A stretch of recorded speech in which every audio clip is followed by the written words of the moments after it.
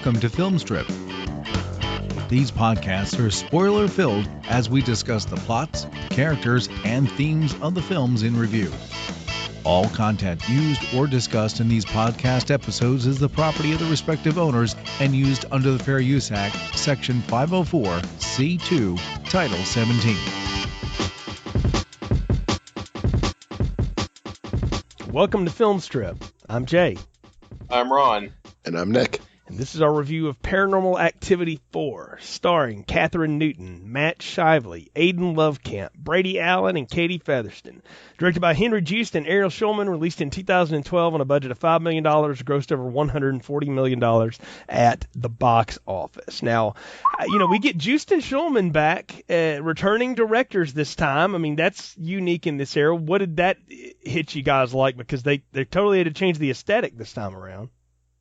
It hit me like a feather, Jay. Like a feather stun?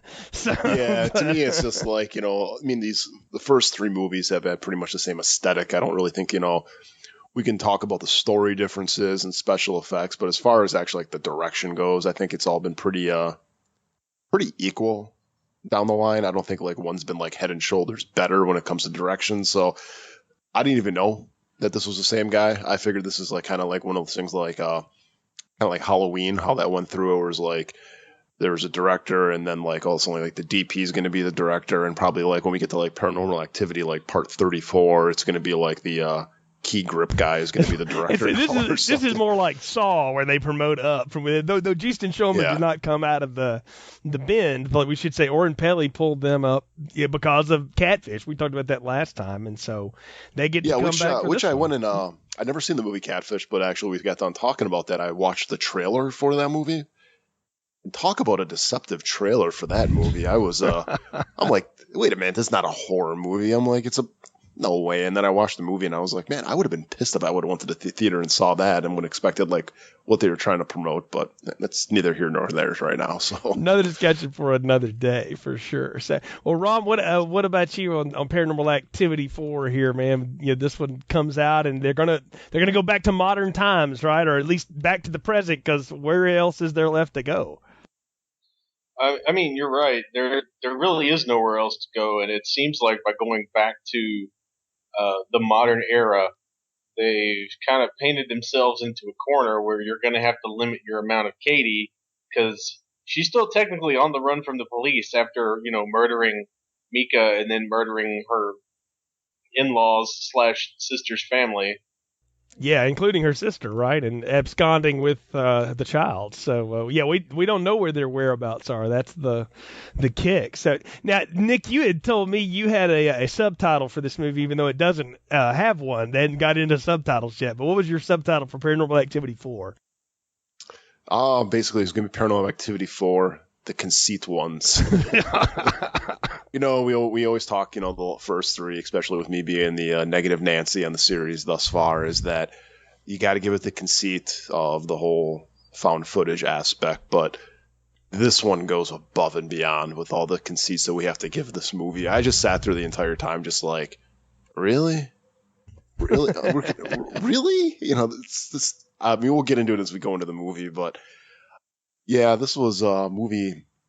Again, watched the first movie straight through. Second one took me a couple times just because I was watching it late at night, was falling asleep, so it's not really much on that movie. Third one, I got through, I think it took me 2 times to get through it. This one took me 5 times to get through, guys. Wow. 5 times. So I'm not going to let that judge, on anything about it. It took me 3 times to watch The Shawshank Redemption the first time I saw it. So, and I love that movie, so I'm not going to say that makes it bad or good. I'm just going to say, though, it took me 5 times to get through this. All right. Actually, I just finished it up this afternoon. So. Wow. Well, you know what? I think that's a good jumping off point to get into the plot summary, because I do have a lot to say about this one as well, and I think it should be an interesting discussion. So, Ron, tell us what Paranormal Activity 4 is all about. It has been 5 years since Katie murdered her sister and disappeared with her infant nephew Hunter in tow. Now, a new family is about to fall prey to nighttime terrors. A mysterious accident next door leads to teenage Alex and her family becoming the temporary guardians of Robbie, played by young Brady Allen, a very creepy neighbor boy. Alex and her best friend Ben monitor cameras installed throughout the home to capture the sinister events that unfold after Robbie's arrival. It's finally revealed that Wyatt, her adopted little brother, is actually Hunter, and Katie, who moved in across the street, is trying to get him back while Robbie, or whatever entity Robbie is, prepares Wyatt to sacrifice as part of the transformation. Ben is killed, Alex's parents are killed, and she flees across the street where she finds a large coven of witches coming for her. She tries to get Wyatt/Hunter to come with, but Katie intervenes and the camera goes dead. Also, presumably, Alex goes dead.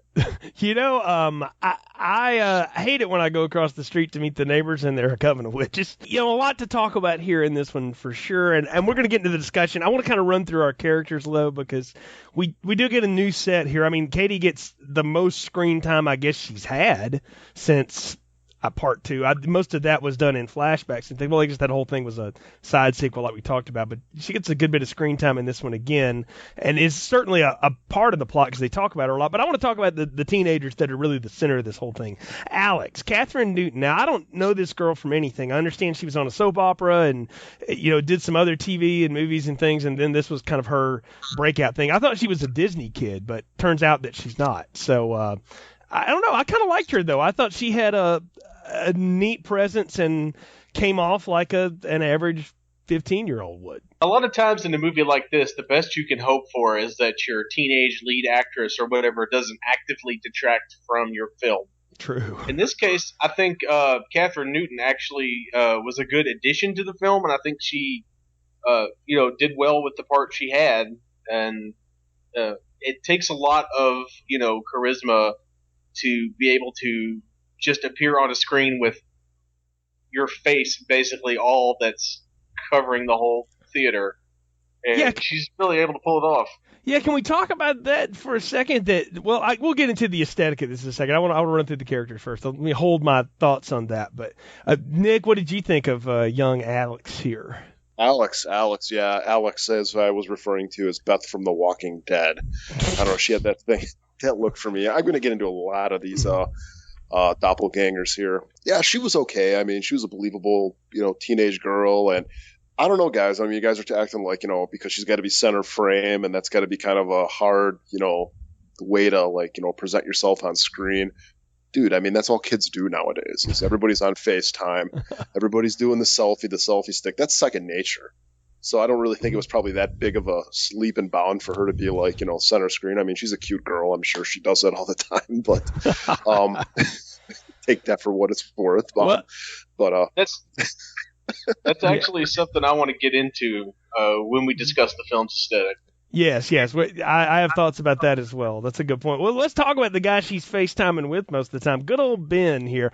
And I really like this guy. He cracked me up. I thought he had good comic timing. He was the great fool for being you talk about king of the friend zone and desperately trying to get out of it and no chance, but I thought he was neat. And again, the thing that has made these movies work, the ones that have worked more for me than some of the others, is the chemistry between the central couple. And I thought these two had as good a chemistry as any couple we've had in these films.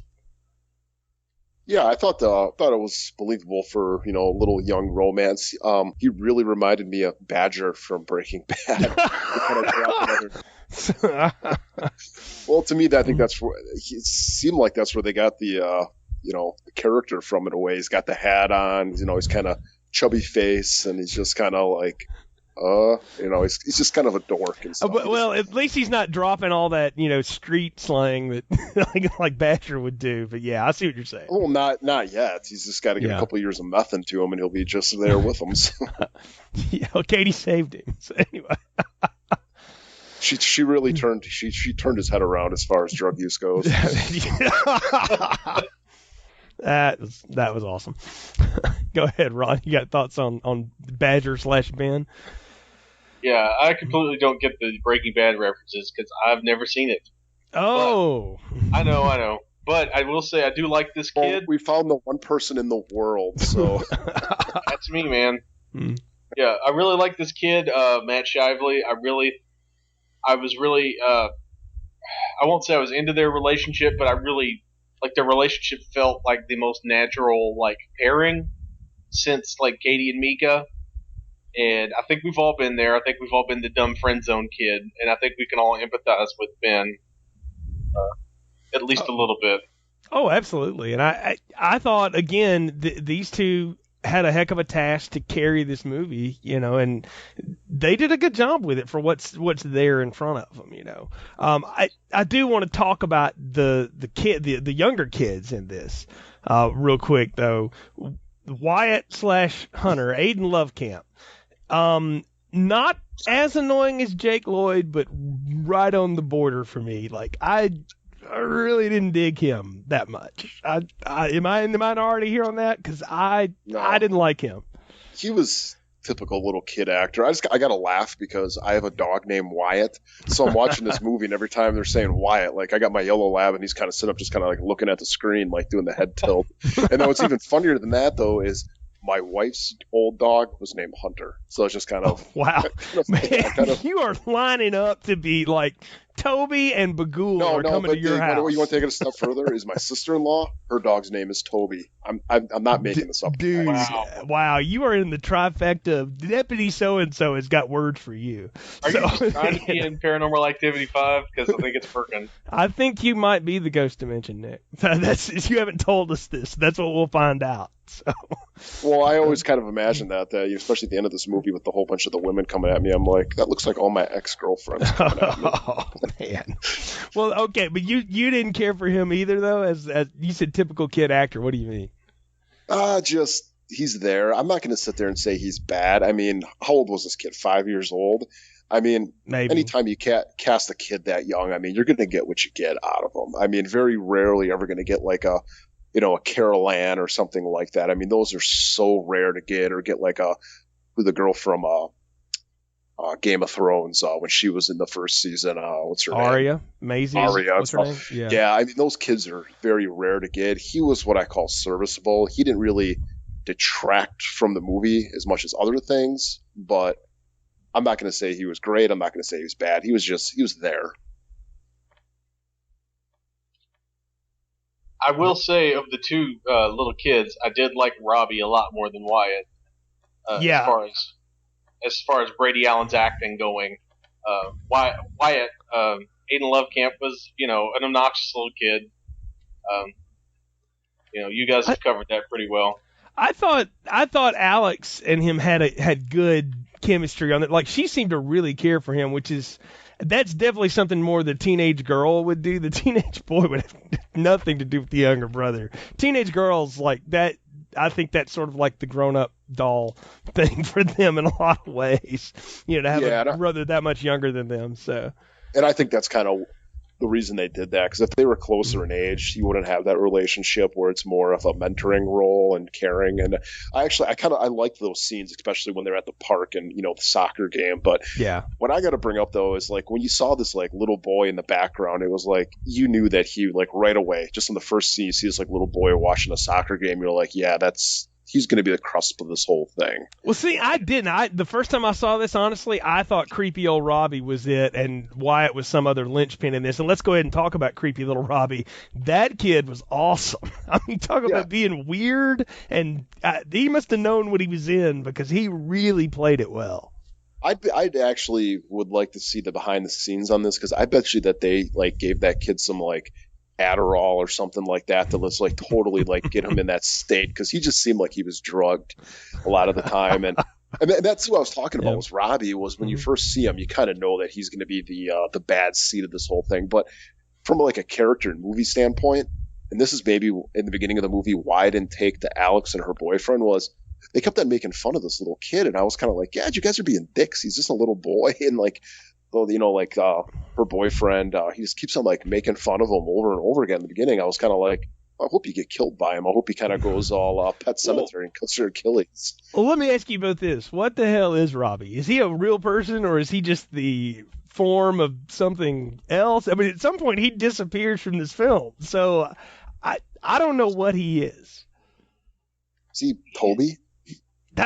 No. I kind of get that Toby is trying to.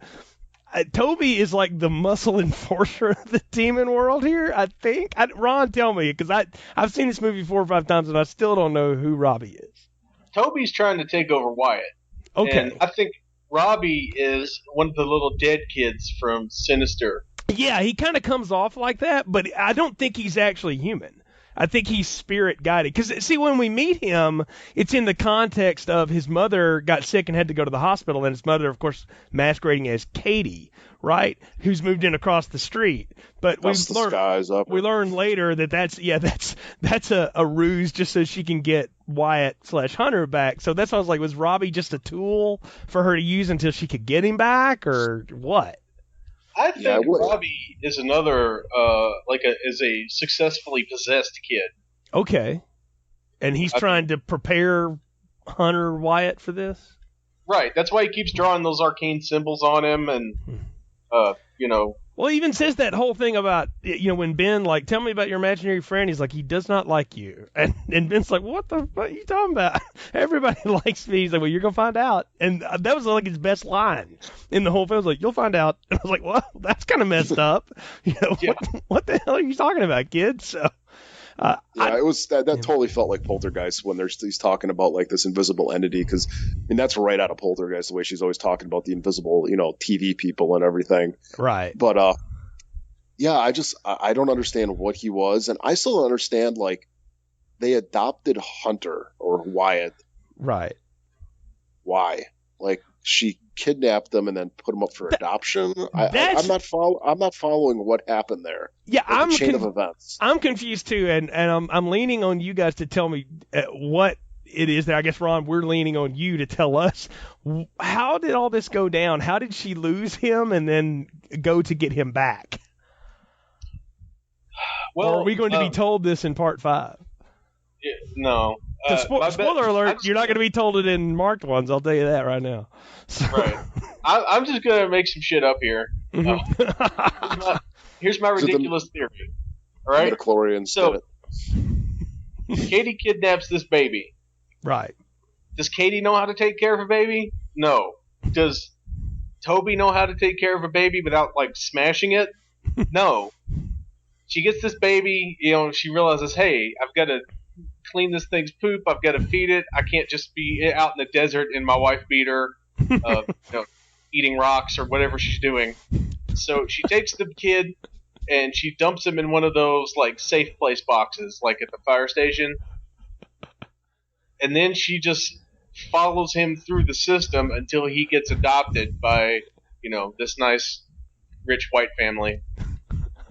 And yet, this kid who's been known to have been disappeared, and she drops him off, and no one puts 2 and 2 together. Like missing kid on the back of a milk carton, and no one like, yeah, we found a kid a couple weeks later that matches the exact same description as the boy that got abducted. Well, see, that's the thing. This is in Colorado, right? Like there is a line for that. So that happened in California. I could actually see crossing enough state lines to where that would have changed things. Like there wouldn't be, interdepartmental cooperation. Yeah, but there's got to be some type of chain of like procedure where you find a kid and you're going to check, the missing kid database or something. Like that. It's not like we've got them all microchipped. I mean, we don't know where everybody is all the time. It wasn't like, some kid just like disappeared, in like, freaking Alabama. Or something, where he's just gone and everybody's just like, it happened. A whole family gets killed. And it's right after another guy gets killed and the kid's abducted. And they're related to each other, and nobody bothers to put that together. Sorry, this is on Nancy Grace. This is on Good Morning America. Like, everybody knows about Nancy Grace has pinned this on the other neighbors, like, twice. Oh, yeah. So. Bombshell. Missing kid found in Colorado firehouse. It'd be... this is one of the conceits that we... One conceit of many that we have to give in this movie. And that was just one thing I was kind of like... I don't know. I thought at first like Robbie was going to be Hunter, and I thought that would have made like more sense that she's like raising this kid and stuff, because Katie looks like Katie, and she's obviously still like, she's not like I guess like Jungle Girl at this point or something. Like she looks pretty well kept. She's well kept up. You know what I mean? She's apparently demon possession does wonders for your skin. Yeah, I mean, she looks better than she did in the first movie. So she's been getting manicures, getting pedicures, getting facials, getting her hair cut. So I don't know. It's just, again, another conceit that it's like she's just kind of walking around nonchalantly and no one recognizes her. I guess Ron, you did a good job there of trying to explain it. I'm not downing any of that. I was confused at all the things this movie bothers to go ahead and explain in its final act, but also all the things that leaves unexplained. And part of me is like, are they going to try to wrap all that up in part 5? I mean, what's going to happen with that? Well, I mean, we've all seen the trailer for part 5. Yeah. Nope, and I don't think they explain any of it. I think they just have that ghost camera gimmick, and that's what they're going to go with. Yeah, you know what? I got thoughts about that. We'll save them for the next review too. But that's a good segue into the conceit of the cameras and the Microsoft Kinect and all this. Now, you brought it up early on, Nick. This is not acting for this kid because these kids are on FaceTime all the time anyway. Well, 90% of this movie is Alex and Ben's FaceTime. You know, which I thought, well, okay, that's interesting. And then I realized something too. They made a horror movie like out of like video Skype chat recently, right, Ron? Yes, Unfriended, and that's what I wanted to discuss. Okay. I don't know if either of you have seen Unfriended. I have, and I loved it. And to me, Paranormal Activity 4 ends up playing like, Unfriended version, version 1.0, with Unfriended being like the perfected version of it. It seems like they had this idea of, all these things have webcams built into them. Let's just follow them via webcam. But they weren't really sure what to do, how to, properly display that on screen or whatever. And they weren't willing to, I guess, pay for the rights to use Skype's name. So instead of having an actual thing that looks like a webcam, she's just like staring into the camera, pretending that she's using a computer. So you're talking about this new movie. I'm thinking the whole time about Halloween Resurrection. Oh, wow. I did not put that in there, but oh my, how dare we bring that up? Ugh. Toby, he's a killer. He's a killer shock. Oh my gosh. And my thoughts on Halloween Resurrection are well documented in that series, folks. If you want to go listen to me cry for an hour about something. Hey, there were no black people in this movie though. At all. No one with fennel, nothing. You said, she followed this kid through the system till he found, landed in the richest, whitest people in Colorado's thing. It's like he went to live with John Benet Ramsey's parents or something. That's almost what I thought they were going for a second there. Except the parents are so detached from these kids. That's the amazing thing. Like, Katie's sister and her husband, they were like all up in their kids, business and stuff all the time. These parents are the worst parents ever. So, I mean, they are terrible. They might as well have just been, Friday the 13th or Nightmare on Elm Street parents for as much as they weren't there. I do like how they adopted this child and then neglected him. That was pretty fun. Yeah, isn't that great? I mean, 'cause that's what you do, right? I mean, he's being raised by his sister, essentially. Now they bring in this kid from across the street because his mother's sick. I never see them with that kid. Like, it's always Alex and Ben taking care of Robbie and Wyatt when they're doing stuff together. And actually, Wyatt and Robbie seem to be pretty self-sufficient for a couple of 5-year-olds.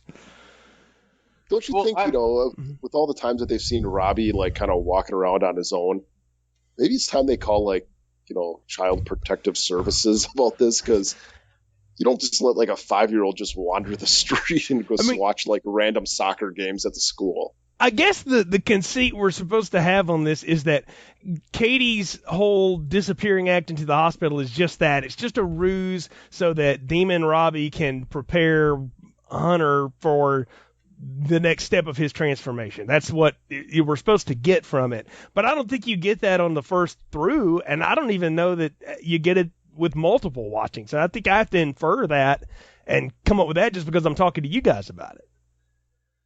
Yeah, it's a lot of, like I said, a lot of conceits in this movie. Yeah, that's one thing I just can't buy either. It's just like, they've never really met this kid. They've seen this kid wandering around, and all of a sudden, like, his mom's got to go to the hospital, and the parents are just like, yeah, we'll let him come stay with us for a little bit. I mean, for parents that really don't give a shit that much about their kids, they sure give a lot of shit about a kid they never met before. You already talked about the laptop camera. They've got cameras everywhere in this house. Like every freaking laptop has been turned into a camera. Did Toby go to work for Ed Snowden and the Verizon and the TSA or whatever and start spying on everybody? How do we get the footage? Go ahead. I thought Ben did that. Is that what he did? Okay, Ben set all those up? Okay, because I know he was taping their chats, which is a hilarious moment. Mom's laptop, too. Oh, okay. Oh, this kid's a stalker in the making if he's not already there. Well, I also did find there was good humor in that whole bit when he's like, "Now look, this is just something my computer does." I'm like, "No, it doesn't. You're taping this chick to see if she falls out of her nightshirt at night. That's exactly what you're doing." So, but I did think that was cute because she plays it off like, "Yeah, right." Let's go back to the conceit of the cameras though and the Kinect, because we were talking about that for a second and we got into talking about everybody else and what's going on. This is the one where they just basically decide we're not even going to explain to you why we have cameras on all the time anymore, because you know why we have cameras on all the damn time, right? Like they've arrived at an age in time when that's just normal, right? And you know what though, I'll be honest with you, I didn't bump up against it. I just thought it was funny that this is the first movie they purposely did not explain why we have cameras on all the time.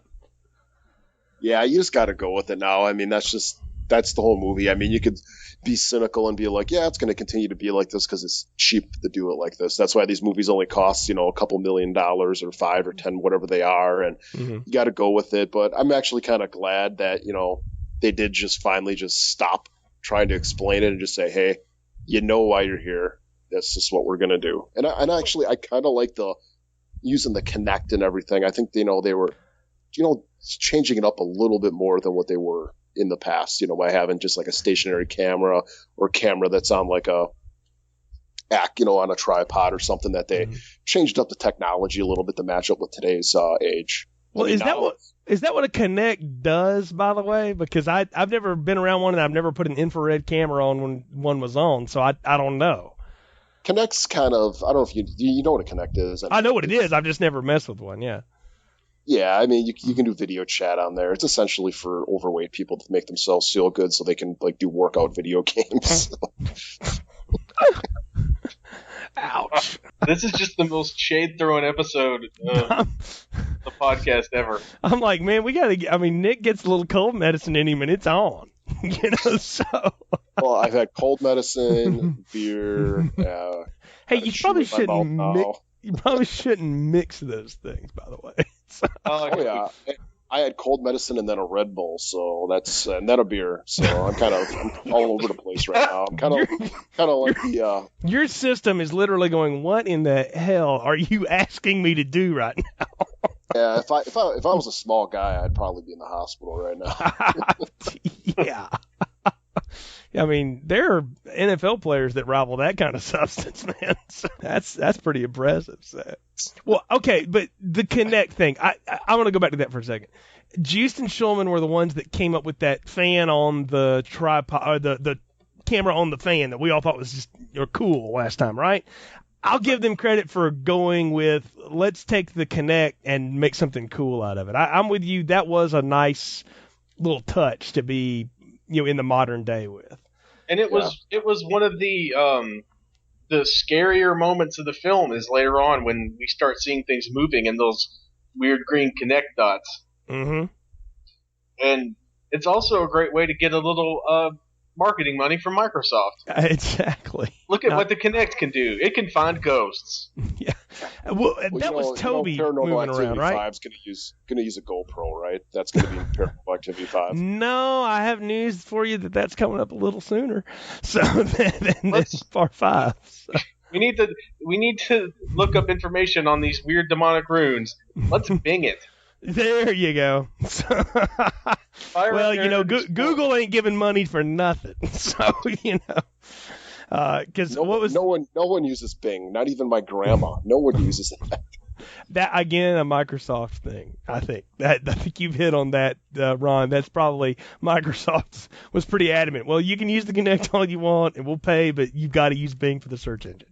Because what Mac user goes to Bing anyway?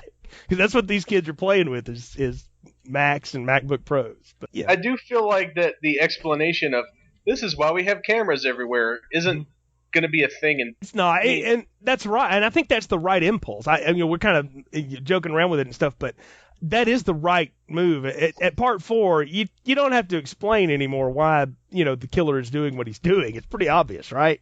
Like, you don't have to explain the big conceit of the film anymore. Like, and I think at this point we've just all kind of accepted, hey, right now I'm sitting in a room where I'm surrounded. There are 5 different things around me, at least, that have some sort of camera in them to look at me. And they all are on right now, just so you know, Ron. So. Well, I hope they're enjoying this view of me in my socks. No, I like the idea that we don't bother with that. We call it Paranormal Activity, the conceit, and that is true in some ways. But I think spending time explaining that is just a waste of time. The problem for me is they don't spend any time explaining what's actually important. Like, there's a whole 30 minutes of this movie where a few things happen. Like, the first 15 minutes is really cool. You get engaged with the kids and all this, and the friggin' chandelier tries to kill Alex, and that's spooky and stuff. But then, just a lot of hemming and hawing goes around for a long time before anything of consequence happens. Nothing happens in this movie. I was like kind of hoping that like Bill Belichick would show up and start like video recording stuff in the background. It's like something happened here. No one is safe. I thought it was legal, and then you got Roger Goodell show up like, can't do this, man, can't do this. How funny would that be if like that would be like the greatest spin ever, is like part 5, like Toby is played by Bill Belichick. That would be awesome. Though. Well, that would actually go against, Toby seems to have had some bit of a personality, so I don't know that would really work. Yeah, but they did say that Toby wears sweatshirts with the sleeves cut off. Bill Belichick looks more like he's going to star in the sequel to Hobo with a Shotgun. Yes, that's the extra hobo. Well, I wrote in my notes here, like, let's talk about the drama in the house. And what I really meant was the lack of drama in the house, because frigging nothing goes on. Like, I'm with you, Nick. And I don't dislike this movie. I've watched it several times. Like I say, I find the characters interesting, but I wouldn't dare tell you that it's because there's a whole lot of stuff that goes down in this movie. Like, there really isn't. Not in my opinion. Rod, are we missing it? Boring. It is so boring during this middle drag. And, like, I might have to go back and like re-review part 3, because stuff was going on, and like some interesting stuff. When you got like the particles falling and making the outline of the ghost and everything, and all the stuff happening with the girls and the door shutting. I mean, like, what's like the big event that happens in the middle of the movie? Like, the knife disappears, the chandelier falls down. I mean, it seems almost like a step back. Like, this is kind of like almost You know what it feels like? Part 1 Parts 1 actually had like some, you can't say a lot of stuff happened in part 1, but what it did, it was like, it had a lot of tension to it, like with the cocaine or the baby powder, whatever that was on the floor. And, like, even like going in the attic with the picture and stuff, like there was actually like slow moments, but they worked. And this one is just like, I mean, I'm not gonna lie, I sat there like checking the time on this, going like, okay, we got 45 more minutes to go. I'm like, something's got to happen. It was a slog the entire time. Well, there is 8 more minutes in the unrated edition than there was in the theatrical version, because you're right, this one does seem a lot longer than the other two, and I don't know if that's because they just didn't have any good ideas for how to cram Toby into this movie, or if they just, realized that they actually don't have to do anything to make people feel tense anymore, because people are just go in expecting it. Oh, I think you're right on it. I don't think there was a full film here. I think they had maybe half of a movie here, and they just figured out, well, we can get it to nearly an hour and a half. We can stretch this out, and they just went with it. This feels like a script that was still in draft stage than when they started shooting it. And I don't know if that's true or not. I don't have anything to prove that. I don't have any of the behind the scenes stuff on this or whatever. But this feels like the story that gets elongated. It's like part 2, the middle act for me just it just went on forever. But then the third act was so good. When this one finally decides to end, it's like somebody on the set said, hey, it's time to do the ending of the movie, and then like boom, we're there. And I've seen that extended version, and there's nothing in the third act from that. It's all in that middle. It's more of the middle. So, God, that sounds bad. I think that they could probably take 2 and 4 and just make them into one big movie and just cut out a lot of this like crap. And I mean, even this movie begins with the ending of part 2. And to me, it almost feels like an epilogue for part 2. And that's the, I think if you trim this down to a tight, like 50 minutes, it'd be good, like, Twilight Zone episode or something like that. But an hour and a half, hour, 35 minutes, whatever it was a half hour too long. They needed and this is, I'm assuming that this came out a year after part 3, right? Yeah. Roughly. Yeah. Yeah. So, I mean, it is what it is, where they're quick trying to throw stuff together just because they got to get it all for the Halloween season. But it definitely was rushed. Yeah. The big thing that happens, I guess, that starts the end chain of events or whatever is that Wyatt goes to talk to the Connect one night or whatever, and then the next day, like, he's pulled underneath the water by some unseen force, and when he comes out, he's in a trance. And then that night he levitates Alex in her room. So I guess that's the point when he starts to realize he's got powers now. And that's when Katie comes over and says she'll be ready for him when he's ready. And, then everything starts to go to hell, because the what kicks it off is when Alex gets locked into the garage, and in the car and you know what though? I'll give that kid credit. She busted that window out with a golf club and hit the thing in reverse and blew right through that garage door. Like, how many garage trap movies have I seen where, like, the answer is to drive through the garage and nobody ever does it? That's true. That whole scene was really cool. And I really enjoyed it, and I also enjoyed the fact that for once we have a hero who isn't, brainless and who's willing to let homeowners insurance take care of something, yeah, and save their own life. Yeah, we pay these premiums for a reason, right, Dad? So, I mean, yeah. No, but you know what, though? I will give that credit. I feel like Alex is a really good heroine in a mediocre movie. Like, are you with us on this, Ron? Like, that nothing happens for way too long in this movie?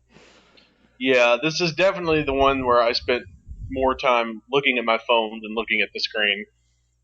Yeah, I mean, I had to, like, put the phone away and not, mess with the urge to pick it up every 5 minutes and flip through Twitter or see what the Cheatriots were doing next or something like that, because I definitely felt like this just went on and on forever. Well, it kind of goes back to about me taking 5 times to get through this. And this is where it was. It was during this middle section, and like every time I restarted, it's like I gotta go back and watch the beginning part because I don't, just wanted to watch the whole thing in one sitting, and it was a chore. It went on too long, and then when it does finally end, I do feel like the end is kind of perfunctory. Like, it just sort of happens, and all these endings do seem to just sort of happen, but this one really just felt like run across the street, come with me, Wyatt, why aren't you talking to me? Thwack, and then that's it. Like, we got some demon Katie chasing her, but I've seen that at this point now. Like, that's no longer a thing that I'm waiting to see. That's not what I'm here for. It's almost like, at the end of the Saw movies where you're waiting for the music to hit and like for how, like, how does everything fit? Yeah. What's the twist, and like how does this fit into the other ones? It's like you're waiting for all suddenly it's like, yeah, everybody's going to get killed. It's yeah, like, but you know what, though? I will say this, though, because I will defend those Saw movies because those are so intricately twined with each other. Even when they get off the rails a little bit in, like, parts 5 and 6, I'm still invested in those. I'm still interested. I'm not sitting there wanting to check my phone every 5 seconds to see what the heck's happening. This is the first one of these films I've literally said to myself, I am so bored watching this. And I feel bad about that because I like Alex and Ben as characters so much. And I'm like, man, no, I like these people, but they're in a bad movie. And it just kills it for me. And I just think it's kind of just like with Katie walking around. It's just like, I understand she's possessed or whatever. And it's just like, she's no Michael Myers, she's no Jason. And it's just like, boy, you hit it. Like they are trying to play her like Michael Myers, though, big time, right? That the way she's stalking around that house. I'm like, Katie must have watched some Halloween movies or something, because that's exactly what that looked like to me. And it's not intimidating or scary at all at this point. It's just kind of like, all right, she's going to do like a force blast or she's going to break someone's neck. And that's what she does. It's just the same stuff over and over again. And it's just, I was watching this movie and I was just like, man, Jay owes me like a freaking case of beer for watching this. It's not even close to the worst thing I've ever made you watch. So let's just be honest. So, and I know it's not the worst. It's not the worst thing that we've watched, but I've seen worse movies that I had better times with.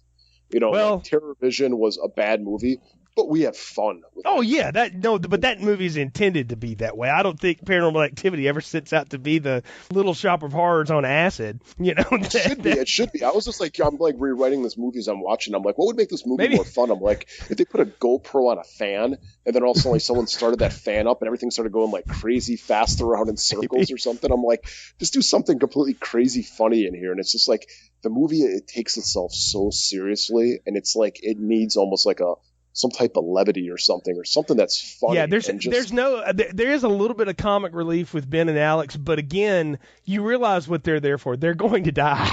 I mean, they're set up to die in this. So I don't know. I felt like that the whole way too, and it cuts through all of the comedy, and then eventually they just stopped doing it. Like all the cute stuff that they were doing ended really.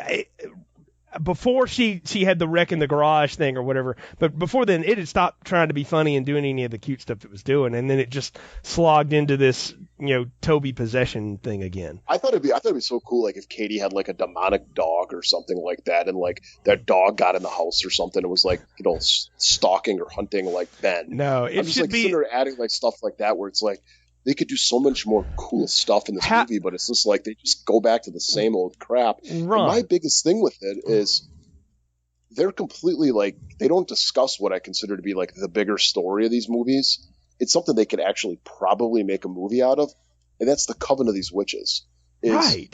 They're always like looking up stuff online and finding out information of it, and it's like, why don't we actually get like a movie about these freaking witches and find out like what they're about and like, their whole backstory. I'm like, there's actually probably something very interesting within that. And we only get little tidbits of it. And it's like, I just want something like, just there's something good here.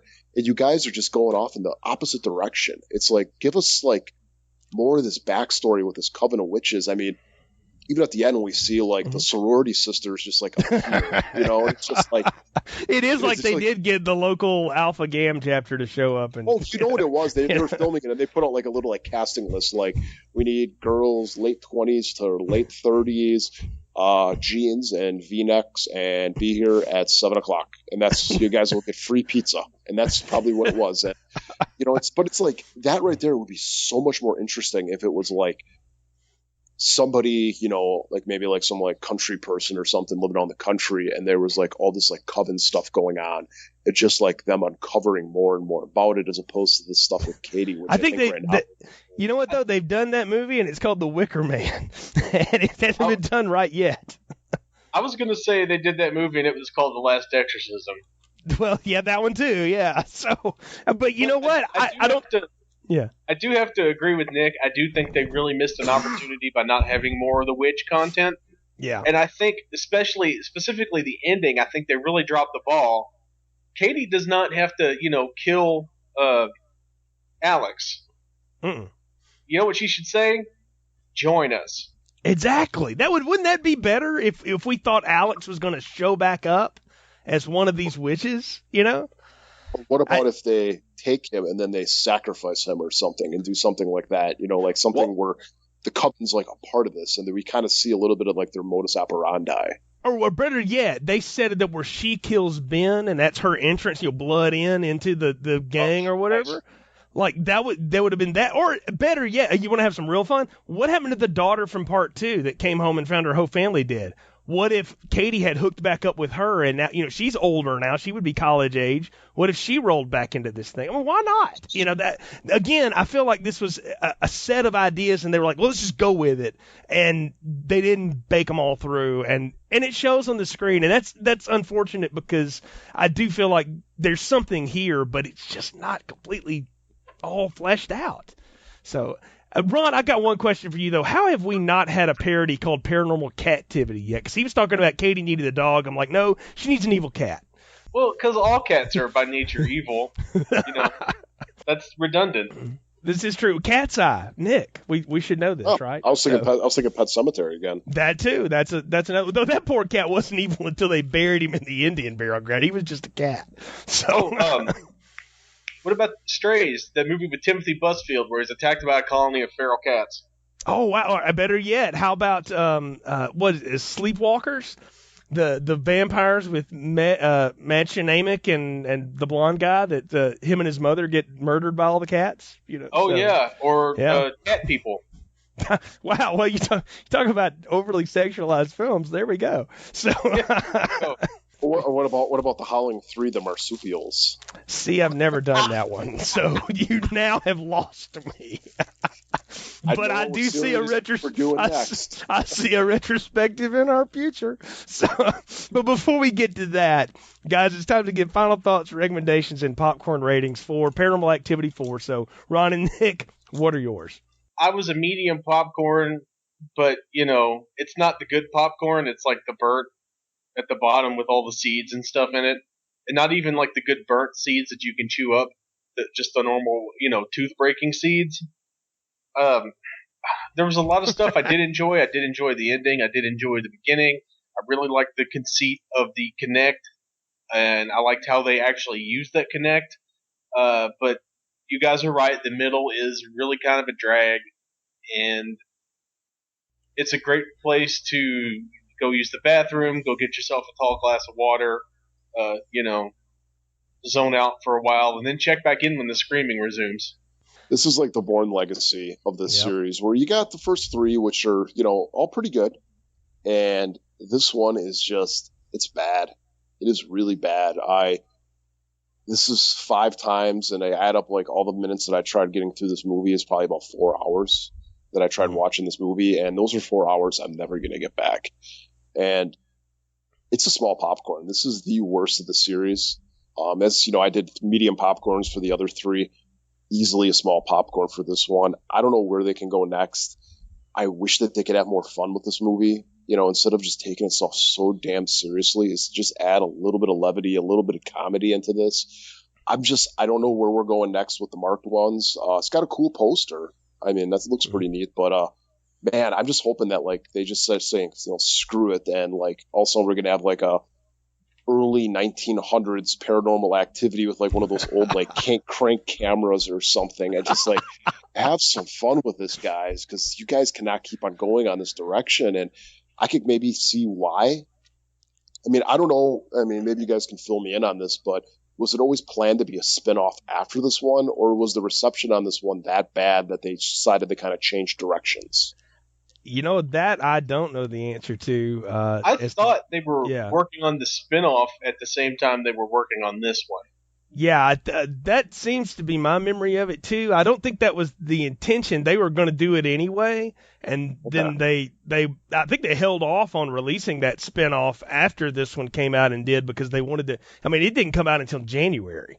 They pushed it out of Halloween season. So, and that I know too is that it wasn't even out on it was in the dumping ground. So it was like, was this movie just like that, not well received by the fan base that they just like part 4 is a sticky one. We're not the only ones that have problems with it, and I'm in the mix here. I'll give it a medium popcorn, like Ron, like a bad medium, because this is the definition of what I've always called a medium popcorn. It's just a middling film that doesn't live up to its potential. It's just that annoying C+ that could have been a really strong B or even an A- if it had just put a little bit more in there, but it's just that blah C level crap. And I medium popcorn this one, and it's my least favorite of the series too, even though Alex may be one of my more favorite characters from all of this pile, and I did think the stuff with Robbie was cool. But yeah, I know that they pushed marked ones off to do some reshoots and for a little bit after this one, and they didn't go up against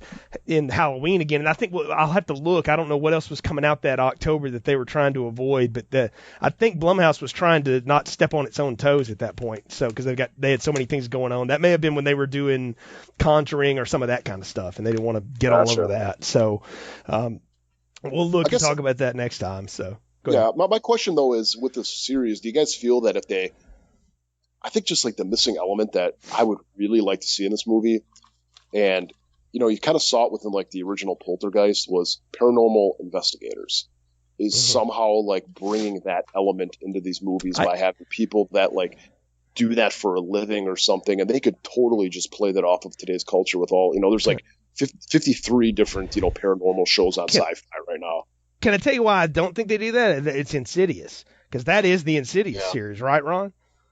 Yeah, that's definitely the Insidious bag. I mean, some of the major characters in Insidious are paranormal investigators. I mean, Lin Shaye and what's his name, Leigh Whannell from Saw. Speaking of Saw, yeah.